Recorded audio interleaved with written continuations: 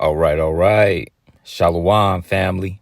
It's your brother Kanaiba coming at you once again with this video titled Humble Ourselves as Children and Stay the Course, Dream Edition. Okay, so what actually inspired me to do this particular video is actually not a dream that I had, but actually a dream that my mother had, okay, not too long ago. And I truly believe that this dream was in the spirit. I believe that this dream actually has a double meaning, okay? And what I mean by that, I think that dream was a personal message to me as her son. And of course, I believe this dream was also a general message, okay, for us as Israelites, okay? But I'm going to deal with the general meaning of this particular dream, okay? That's what we're going to deal with. So what I want to do first is I actually want to tell the dream, okay, in full. And then after I do that, I'm going to break down the dream, okay, piece by piece, okay? So without further ado, this was the dream that she had, okay? So the way my mother's dream started out, it was her and my brother, on the road in the car, and he was driving, right? And so as they were on the road, they ran into this man, okay? And it was a black man, and he was on a motorcycle, right? And he gave them a message. And the message was that they needed to go and get the bag. Okay, those were his words, right? So keep that in mind. We're going to deal with that, okay? Remember I said this whole dream, I believe, was in the spirit. Okay, so after I tell it, I'm gonna break it down piece by piece. But anyway, like I said, they were on the road, driving. It was my mother and my brother. Of course, my brother was driving. They ran into this black man that told them that they need to go and get the bag. Okay, and the direction that they were coming from, my mother and my brother, they were coming from the city. They were in West Florissant, coming from the city. Now, those of you who are from St. Louis, you know what area I'm talking about, right? So, as the dream proceeded on, they actually came to this very dangerous looking area, real dangerous, right? And they came to a stop sign, right? And I'm guessing it was like an intersection, because they had the option, of course, of either turning left or turning right or keeping straight, okay, as they got to this particular stop sign. So my mother looked to the left and said she don't think that they should go left. It looked a little too dangerous. And she suggested to my brother that they go right. And so what my brother told my mother, he basically said, no, I think we should just keep straight. Okay, that's what he told my mother. So they proceeded to go ahead and, keep straight on the road. So eventually they get to this building that my mother said looked probably about 2 stories high, maybe. And so she got out of the car and actually went into the building, okay? And the thing is, I was actually inside the building, okay? This is where I come in this particular dream. I was actually in the building, but I wasn't a grown man the way I am now, okay? She said in the dream, I was a child again, okay? I was a little boy again. Right? And she said inside this particular building, it was kind of like an auditorium, and it was full of black people. That's all that was there. It's full of black people. And they were basically, in small groups, holding conversations, typically what people do at a get together, right? So from that point, all the people, they were standing there, they were, in small groups having conversations, and they weren't paying us any attention, talking about me and my mother, right? But here's the thing. Right in the center of the auditorium was a table. Okay? It was a table right smack dab in the middle of the auditorium. It was the only table there. And right beside the table, next to the leg of the table, was a bag. Okay, so of course it has to be the same bag that the black man on the motorcycle was talking about in the beginning of the dream. Okay, so from that point, my mother actually, I believe she points at the bag and tells me, hey, there's the bag right there. Okay, trying to bring my attention to it, right? So mind you, remember I said at this point, I'm a child. I'm a little boy. And of course, she points to the bag and tells me there's the bag.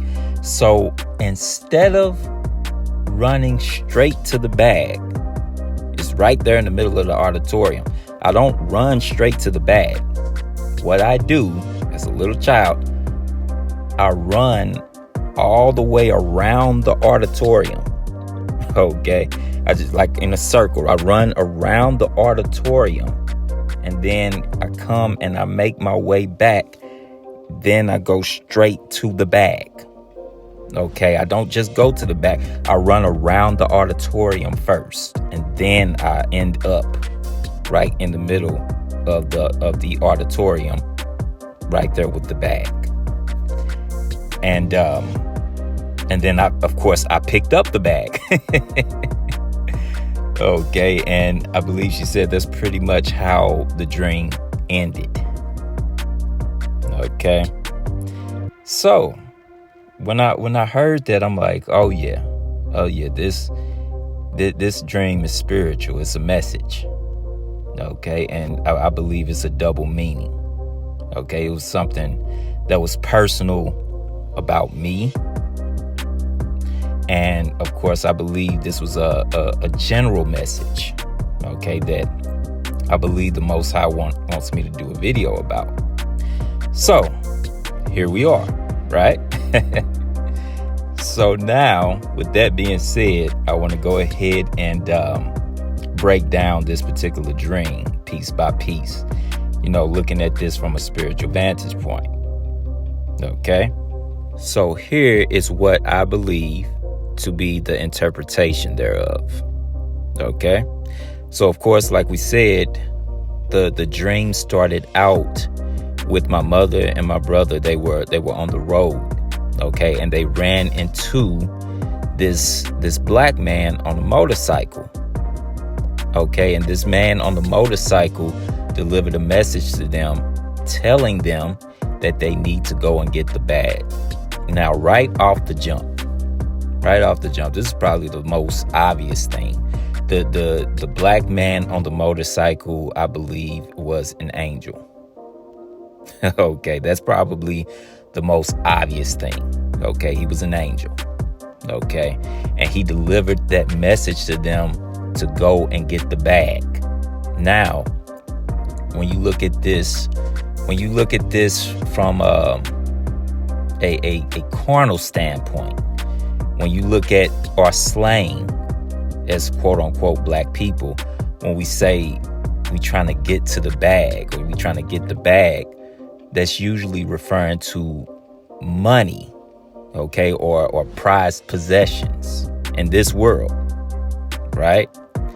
But the actual message that this particular angel was given to my mother and my brother, that the bag in this dream actually represents the kingdom. That's what the bag represents in this particular dream. It represents the kingdom. Okay, so when she told me that, immediately my mind fell on these verses. Let's go to Matthew chapter 6. Let's look at something here. Okay, so this is Matthew chapter 6, and we're going to start with verse 19. And it reads, it says, "Lay not up for yourselves treasures upon earth, where moth and rust doth corrupt, and where thieves break through and steal." See, this particular verse is basically, again, what people today call the bag. That's what the bag is in this world. It's worldly possessions. Okay, money and prized possessions and things like that. But that's not the type of bag that we should be aspiring to get. Okay, it's nothing wrong with having things in this world, but that shouldn't be the most important thing. That's not the bag you should be focused on. Okay, that's why I said it's a reason why in that dream the angel referred to the bag. Okay, it's so people will understand what it is. Okay, we use that as slang for prized possessions and money and things of that nature. Well, the biggest prized possession that we should be aspiring to and thriving for is the kingdom.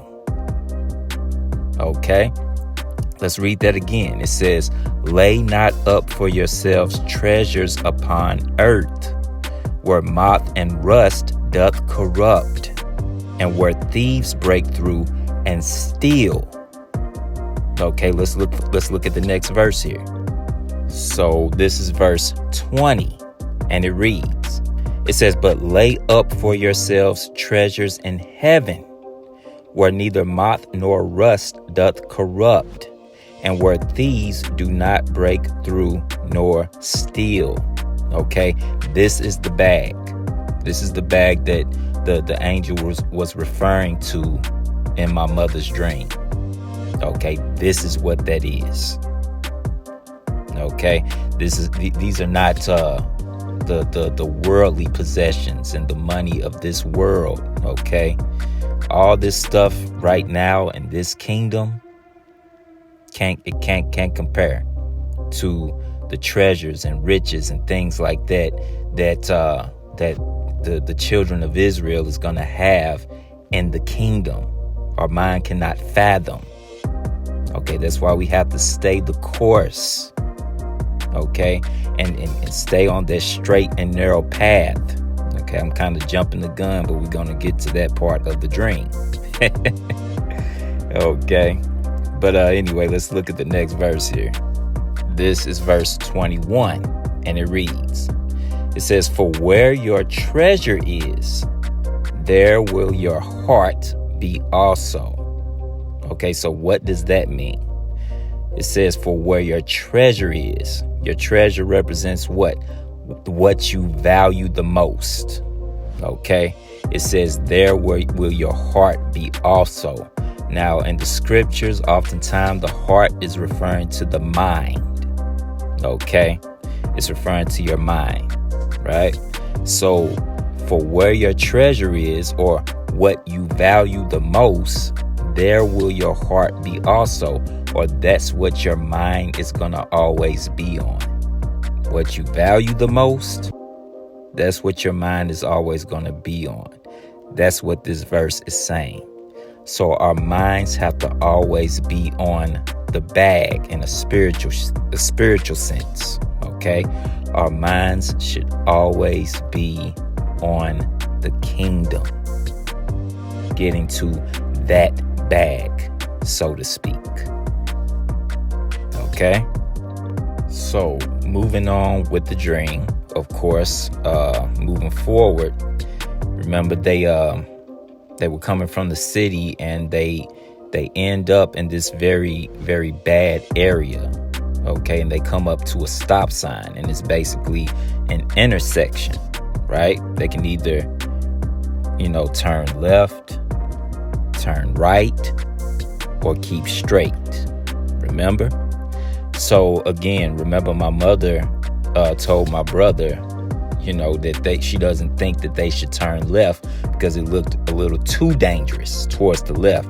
So she suggested to my brother that he should turn right. Okay.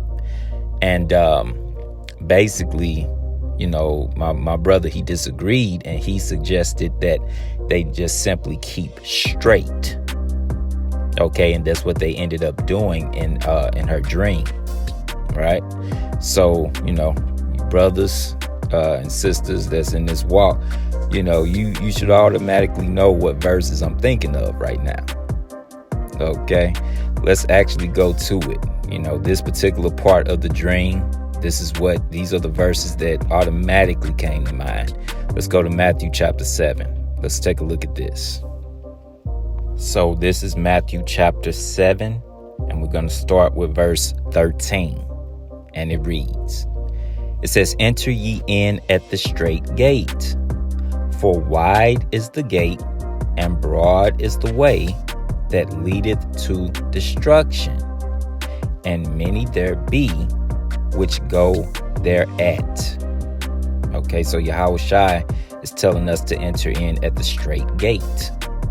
Okay, and he's telling us that the way that leads to destruction is very broad. Okay, and it's a lot of people that's going to be taking that path. Okay, that broad way. Right? But let's look at the next verse and see what he says. Okay, let's take a look at this. So this is Matthew chapter 7 and verse 14. And it reads, it says, "Because straight is the gate, and narrow is the way which leadeth unto life, and few there be that find it." Okay, so the way that leads unto life is a straight and narrow path. Okay, and unfortunately, there's not many people that's going to find that particular path. They're not going to take that straight and narrow path that leads to life. Okay, again, when you actually look at the way the story goes, okay, the way the Bible goes, 2/3 of our people, the children of Israel, they got to be cut off and die here in Babylon. Okay, which of course is America, right? And only 1/3 is going to be delivered by the chariots when Yahushua returns. Okay, that's doctrine. Okay, but continuing with this part of the story, okay, you can actually precept this with what the angel told Esdras in the Apocrypha. Okay, let's take a look at that. Let's go to 2nd Esdras chapter 7. Let's take a look at that. Okay, so this is 2nd Esdras chapter 7, and we're going to start with verse 6. And it reads, it says, "There is also another thing. A city is builded and set upon a broad field, and is full of all good things." Okay, now this particular city that's builded, of course, it represents the kingdom. Okay, look at what it says. It says it's full of all good things. This is the kingdom that's to come. Okay, Yahushua's kingdom that's going to be right here on earth. Okay, let's look at the next verse. So this is verse 7, and it reads, it says, "The entrance thereof is narrow, and is set in a dangerous place to fall." Again, this is basically saying the same thing that we read in Matthew chapter 7. Okay, where Yahushua was saying that the way that leads to life is a straight and narrow path. It's saying the same thing. Okay, so what Yahushua was saying in Matthew chapter 7, that straight and narrow path that leads to life, that represents everlasting life. This is going into the kingdom. Okay, let's start from the top again. It says, "The entrance thereof is narrow, and is set in a dangerous place to fall, like as if there were a fire on the right hand, and on the left a deep water, So basically, there's destruction on either side. On the right, you had fire, and on the left, you had water. Okay, now in the spirit, this is going to represent the two greatest destructions that this earth has ever had. The water represents Noah and the flood. Okay, and of course, the fire represents the World War III. And of course, Yahweh's second coming.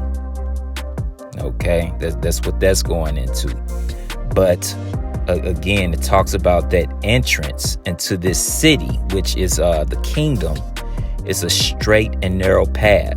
Okay, and there's dangers on either side of this straight and narrow path. Now, going back to my mother's dream, remember they came to an intersection where they could have either turned right or left or kept straight. And of course, my brother, he suggested to keep straight, and that's what they did. Okay, because remember the message that this angel gave them in the dream. They have to get to the bag. They have to go and get the bag. So in order for them to go and get the bag, they have to continue on this straight and narrow path to get there. That's the message of this dream. Okay, let's continue on. Let's look at the next verse here. So this is verse 8, and it reads, it says, and one only path between them both, even between the fire and the water, so small that there could but one man go there at once. Okay, remember Yahweh said that this straight and narrow path, there be only few people that find it, only a few. Okay, roughly paraphrasing what he said. But he started off by saying what? That the way that leadeth to destruction, it is wide and broad. And there's many people that go that way. Okay, so again, the straight and narrow path represents what? The kingdom. But that wide way, the wide entrance, that represents that's going into this fire and water. Okay, it's basically the same parable. The angel is giving Ezra the same parable that Yahweh gave.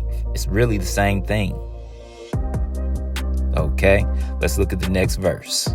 So this is verse 9, and it reads, it says, if this city now were given unto a man for an inheritance, if he never shall pass the danger set before it, how shall he receive this inheritance?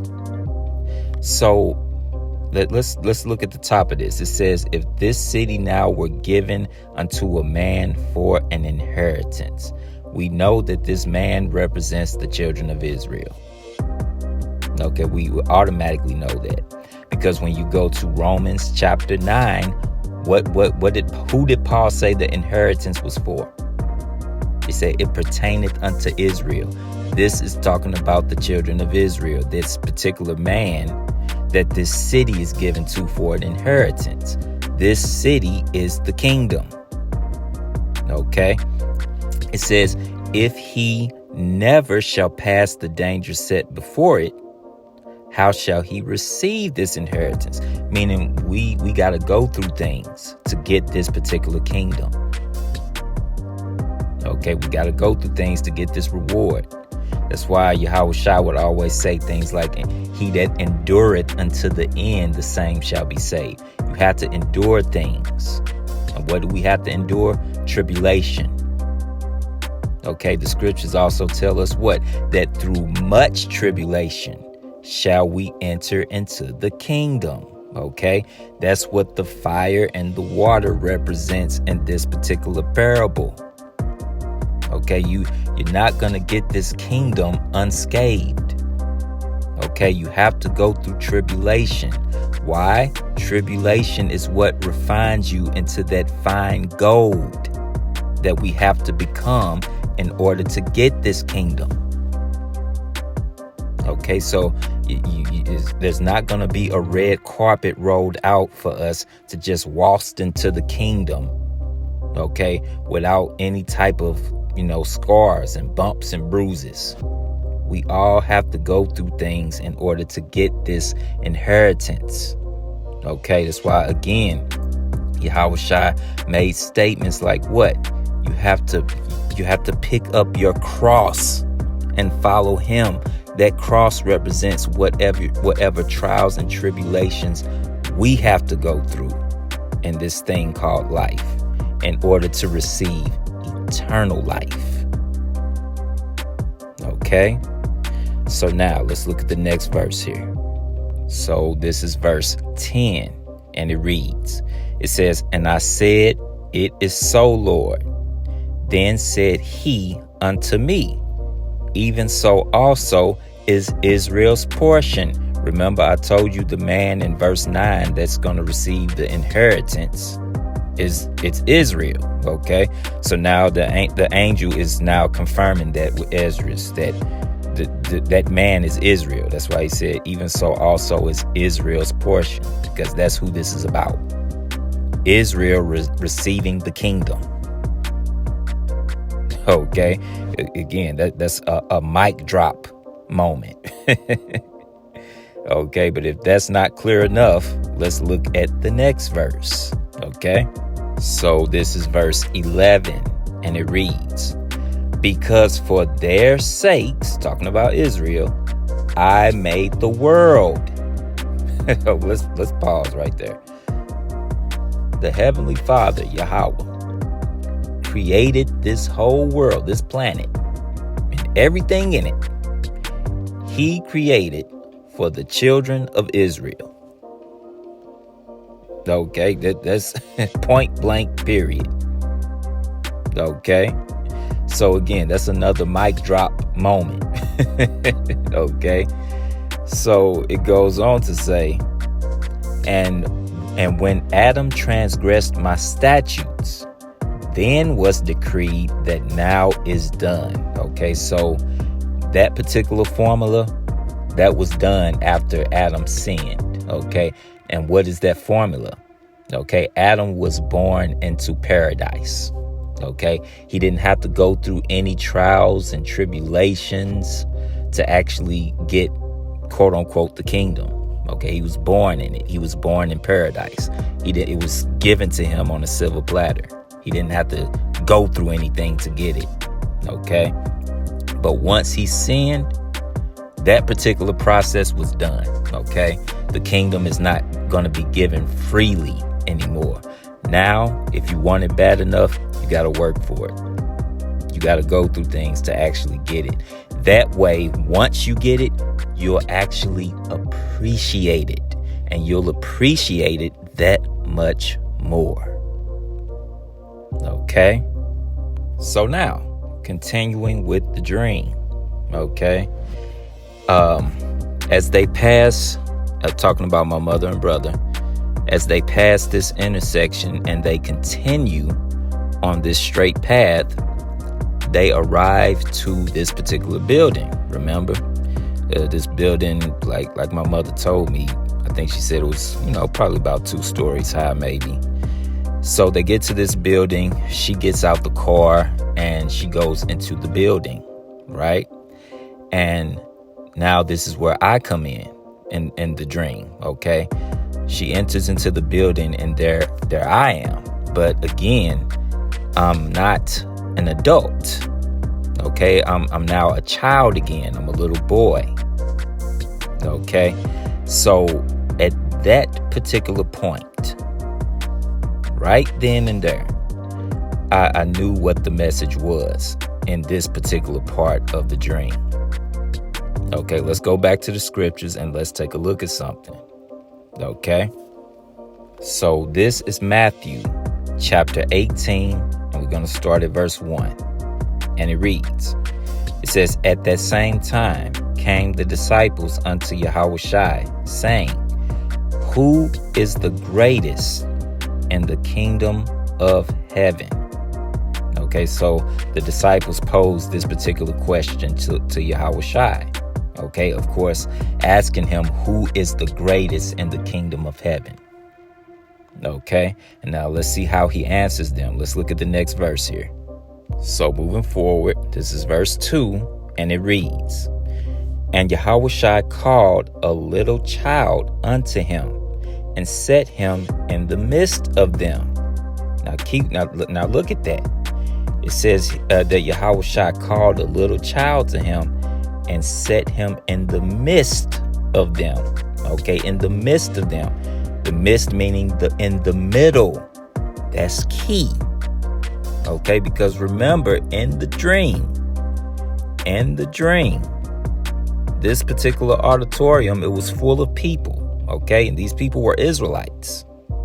Okay, and remember what I said was in the midst of the auditorium, in the middle. Okay, it was a table, and right next to the table was the bag. Okay, that's why as soon as I heard this, I say, yep, this thing is spiritual. Okay, but let's read the verse again. It says, "And Yahweh Shai called a little child unto him and set him in the midst of them." Okay, let's look at the next verse. So this is verse 3, and it reads, it says, "And said, Verily I say unto you, except ye be converted, and become as little children, ye shall not enter into the kingdom of heaven." Did I not tell you that the bag in my mother's dream represented the kingdom of heaven? I told you that. That's what that represents. Her dream was spiritual. Okay, it was a message. Okay, that's what this represents. That's why she saw me as a little child again. Okay, and that's why, again, the bag was in the midst, in the middle of the auditorium amongst all the people that were there. Okay, and these people were Israelites. She said these were black people. Okay, let's look at the next verse. So this is verse 4, and it reads, it says, "Whosoever therefore shall humble himself as this little child, the same is greatest in the kingdom of heaven." Again, that's why I titled this particular video the way that I did. Okay, to basically to humble ourselves as a child and stay the course. Okay, the child is a lesson. Children are basically a lesson that we can learn from. Okay, children, they are like sponges. Okay, and they take in information and receive it easily, and that's how we are supposed to be when we come into this truth. Okay, that's why there's a concept in this walk known as what? Being born again. Okay, and of course, once you're born, you grow. Okay, and become as a child. You have to humble yourself and learn. Okay, and you can't have a sense of pride and arrogancy. Okay, children don't have that. Okay, most of the time children go to school and they sit at their desk and they learn from the teacher. They don't jump up and try to teach the teacher. Children are humble, okay, ready to learn and willing and excited, enthusiastic to learn. That's how we are supposed to be in this truth, okay? And one other thing about children have basically the greatest amount of faith you'll ever see. The faith of a child is really an amazing thing, okay? And faith is key in this walk. Faith is key. Okay, first faith and then the keeping of the commandments. Okay, in that order. But faith, again, that's why Yahweh Shai is using a child as an example. Just look at the faith of a child and you'll understand what I'm saying. Okay, so now going back to the dream. Okay, so again, my mother entered into this building or this auditorium. Of course, I was there. I was a child again. And now at this point, like I said earlier, the auditorium is full of black people. Okay, so it's full of Israelites there. And of course, the Israelites there, they were, in small groups throughout the auditorium, holding conversations. Okay, it's a get together, basically, right? And the thing is, my mother told me they weren't paying us any attention. And that's key. They weren't paying us any attention, which leads to what I did. Okay.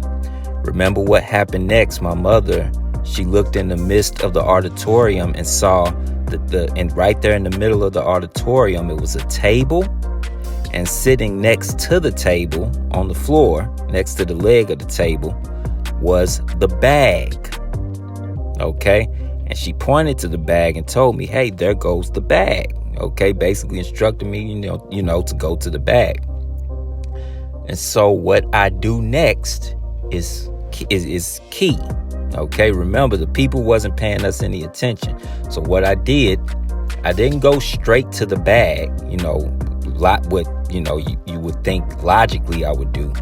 What I did is I ran all the way around the auditorium and then came back and went to the bag. See, the whole point of her seeing me run around the auditorium is because I was trying to get everybody's attention. Because there's a lesson in this, okay? And the lesson is what we just read in Matthew chapter 18, okay, about the child. That's why she saw me as a child again. Okay, because this is a lesson that the children of Israel has to learn. Okay, about humbling ourselves and becoming as a child again. That's why I was trying to get their attention. Okay, to watch me go to the bag. This is how you get to the bag. You have to become as a child in order to get the kingdom of heaven. That was the point of how all of that scene in the dream transpired. That's what that was about. Okay. But now, going towards the end of this particular dream, remember, in the midst of the auditorium, there was a table, and sitting on the floor next to the table was the bag. Now, both objects were important, okay? It wasn't just the bag. The table was important too. That's why the bag wasn't sitting on top of the table, because the focus is both of them, the table and the bag, okay?